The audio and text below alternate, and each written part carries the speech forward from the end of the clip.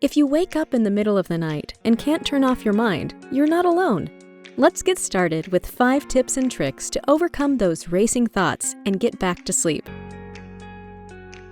Like clockwork, many people wake up in the middle of the night. 3 a.m. seems to be a popular time.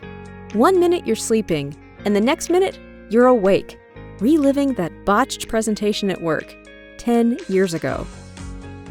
Tip number 1. Practice the 20-minute rule. Insomniacs don't just lay there, letting past injustices and awkward retorts ruin sleep.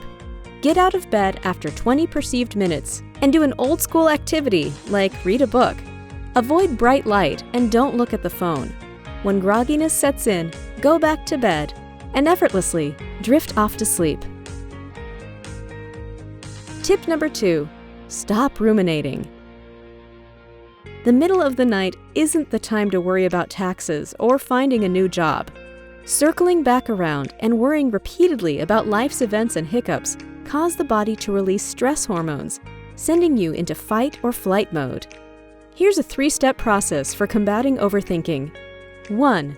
Acknowledge the thoughts. 2. Write them in a book and slam it shut. 3. Set aside 10 minutes the next day to revisit these thoughts and worries. It's a great tactic to quiet an active mind and redirects thoughts to be addressed the next day. Tip number 3. Don't try to sleep. The number 1 worst thing an insomniac can do is try to sleep. Trying to sleep increases anxiety and wakefulness.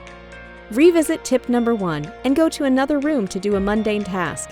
The longer you remain in bed trying to sleep, the harder it will be to sleep in the bedroom in the future. That's because the mind starts to associate the bedroom with wakefulness, not sleep.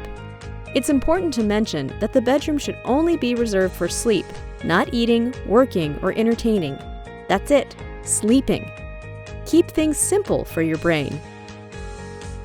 We have 2 more easy breezy tips to go to take you from wired to sleep. Tip number 4. Try calming visualization.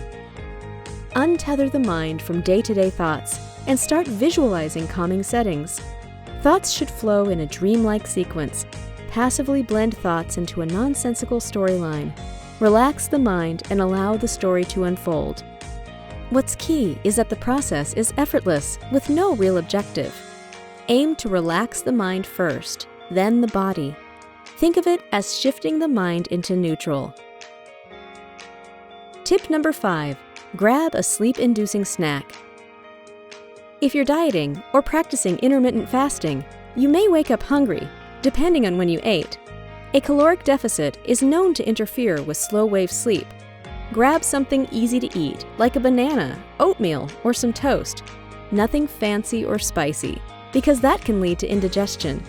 Just a quick bite to fill the void, so the body can relax and fall back to sleep. These tips are a solid start for getting back to sleep, but some people may continue to have difficulty maintaining sleep and may benefit from speaking to a sleep doctor. Everyone deserves restorative sleep, but it may take time to find an approach that works. Help is available.